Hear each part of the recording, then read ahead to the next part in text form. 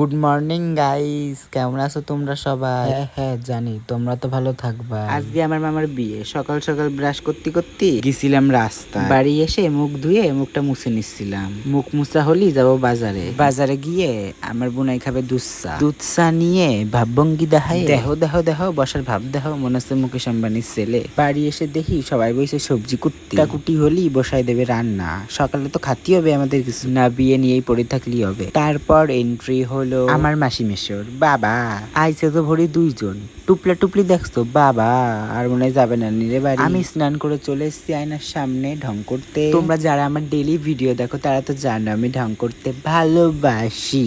ঢং করা শেষ করে বসে পড়ছিলাম মামার বিয়ের মন্ত্র পড়তে। মন্ত্র পড়া হয়ে গেলেই চলে এসেছিল বাজদা।